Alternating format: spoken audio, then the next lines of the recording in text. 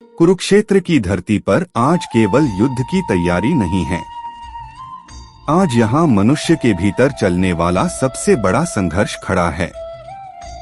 चारों ओर सेनाएं सजी हैं, रथ पंक्तियों में खड़े हैं, शंख बज चुके हैं, हवा में धूल और गंभीरता घुली हुई है। पर इस पूरे दृश्य के बीच एक योद्धा ऐसा है जो बाहर से तो युद्ध भूमि में खड़ा है, पर भीतर से टूट चुका है। वह अर्जुन है। अर्जुन अपने रथ पर खड़ा है। उसकी दृष्टि सामने फैली सेना पर जाती है। एक एक चेहरे को वह पहचानता है। ये शत्रु नहीं हैं, ये उसके अपने हैं। वह भीष्म को देखता है, जिन्होंने उसे बचपन में गोद में खिलाया था। वह द्रोणाचार्य को देखता है, जिनसे उसने विद्या पाई थी। वह अपने भाइयों, मित्रों और संबंधियों को देखता है। अर्जुन का हृदय भर आता है। उसकी सांसें तेज हो जाती हैं। शरीर में कंपन शुरू हो जाता है। उसके हाथ से गांडीव ढीला पड़ने लगता है। उसके मन में एक ही प्रश्न गूंज रहा है, क्या यही धर्म है? वह श्री कृष्ण की ओर मुड़ता है। उसकी आंखें नम हैं, स्वर कांप रहा है। वह कहता है कि इन अपनों को मारकर उसे कोई सुख नहीं चाहिए, न राज्य, न विजय, न यश। ऐसी जीत किस काम की, जिसकी नींव अपनों के रक्त पर रखी जाए। कहते कहते अर्जुन बैठ जाता है।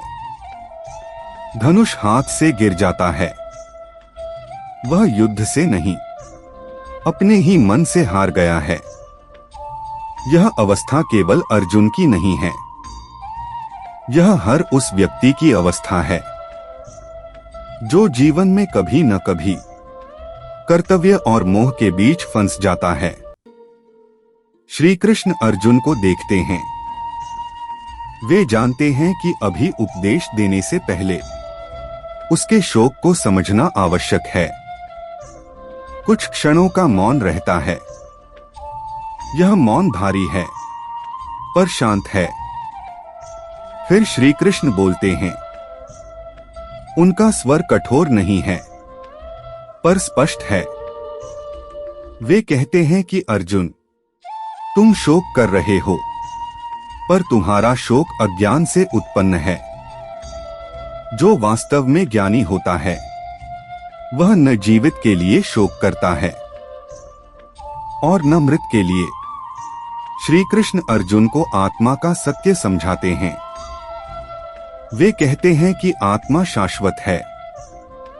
वह न जन्म लेती है, न मरती है।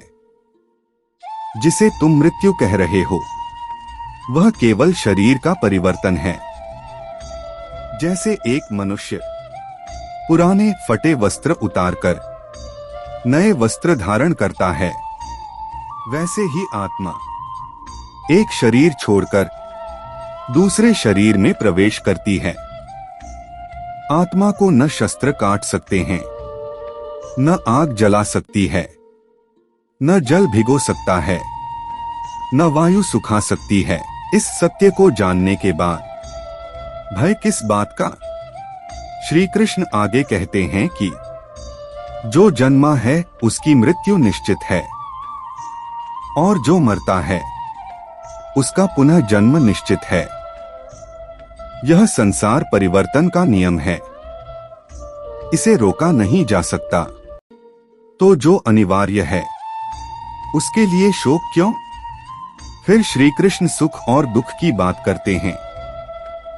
वे कहते हैं कि सुख और दुख क्षणिक हैं। आज जो सुख है, वह कल दुख बन सकता है, और आज का दुख कल समाप्त हो सकता है। जैसे ठंड और गर्मी आती जाती रहती है, वैसे ही जीवन में सुख और दुख आते जाते रहते हैं। जो व्यक्ति इन दोनों को समान भाव से सह लेता है, वही वास्तव में स्थिर होता है। श्री कृष्ण अर्जुन से कहते हैं कि तुम अभी जिस पीड़ा में हो वह स्थायी नहीं है, यह भी गुजर जाएगी। इसके बाद श्री कृष्ण कर्तव्य की ओर आते हैं।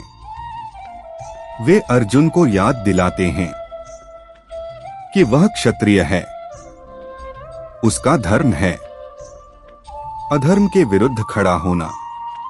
यदि अन्याय के सामने धर्मरक्षक ही पीछे हट जाए तो समाज किस दिशा में जाएगा? युद्ध से भागना शांति नहीं लाता। कभी कभी अधर्म को रोकने के लिए कठोर निर्णय लेने पड़ते हैं। श्री कृष्ण यह भी कहते हैं कि यदि अर्जुन युद्ध से भागेगा तो लोग उसे कायर कहेंगे, उसकी कीर्ति नष्ट हो जाएगी और एक सम्मानित योद्धा के लिए अपकीर्ति मृत्यु से भी अधिक पीड़ादायक होती है। फिर श्री कृष्ण गीता के सबसे गहरे सत्य की ओर आते हैं। वे कहते हैं कि कर्म करना तुम्हारा अधिकार है, पर फल तुम्हारे वश में नहीं है। फल की चिंता मनुष्य को बांध देती है, वह उसे भयभीत करती है, लोभी बनाती है और असंतोष से भर देती है। जब मनुष्य फल की आशा छोड़कर केवल कर्तव्य के लिए कर्म करता है तो वही कर्म उसे मुक्त कर देता है। यही निष्काम कर्म है। श्री कृष्ण कहते हैं कि कर्म से भागना समाधान नहीं है, सही मार्ग है। कर्म करते हुए आसक्ति को त्याग देना। वे स्थिर बुद्धि वाले मनुष्य का वर्णन करते हैं। ऐसा मनुष्य न अत्यधिक हर्षित होता है, न अत्यधिक दुखी, न वह क्रोध में बहता है, न मोह में डूबता है। उसका मन शांत रहता है, क्योंकि वह जानता है कि संसार परिवर्तनशील है। श्री कृष्ण इंद्रियों के विषय में भी बताते हैं। वे कहते हैं कि अनियंत्रित इंद्रियां मनुष्य की बुद्धि को हर लेती हैं।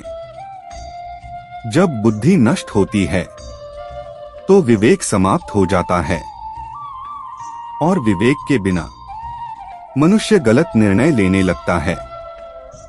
इसलिए जो व्यक्ति